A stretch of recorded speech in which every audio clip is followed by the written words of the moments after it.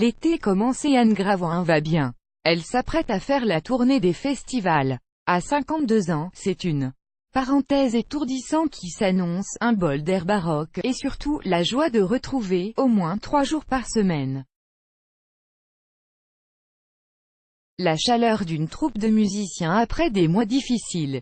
Le couple qu'elle formait avec Manuel Valls depuis 12 ans n'a pas résisté aux turbulences politiques qui ont ébranlé l'ex-premier ministre après son échec à la primaire de la gauche.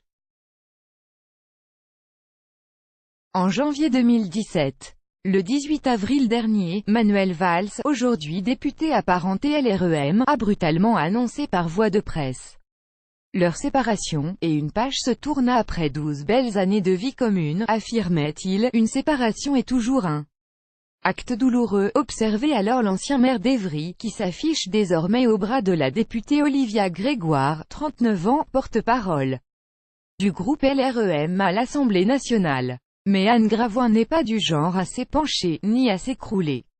Si elle a été blessée, elle n'en a rien laissé paraître. La vie a continué sur les chapeaux de roue, entre l'enregistrement de l'album de Benjamin Biot, Les Volvers, la partition musicale du spectacle Toutes les femmes chantent contre le cancer,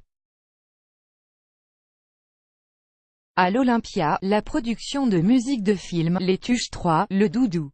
Elle enchaîne, sans reprendre haleine, déjà concentrée sur le prochain opus de Nolwenn Leroy, la création d'un orchestre philharmonique pour les représentations de Vladimir Cosma, l'hiver prochain, au Grand Rex, ou la musique du nouveau film de Jean-François Richet, L'Empereur de Paris, avec Vincent Cassel, qui sortira en décembre. Une façon de s'étourdir, celle qui déclarait, il y a quelques années, que Manuel Valls était son grand amour, s'en défend.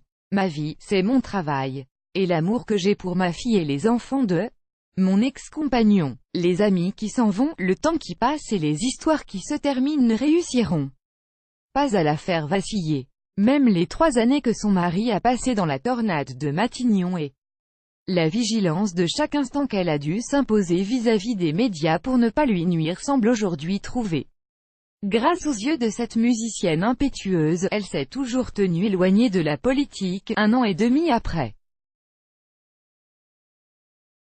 Je me dis qu'il m'est arrivé une aventure extraordinaire, qui ne me laissera que de très bons souvenirs, essaie-t-elle de convaincre. Elle continue à voir certains anciens ministres ou leurs épouses, à commencer par sa grande amie, l'ex-ministre de la Culture et de la Communication Fleur Pellerin, qui a quitté la politique pour créer un fonds d'investissement.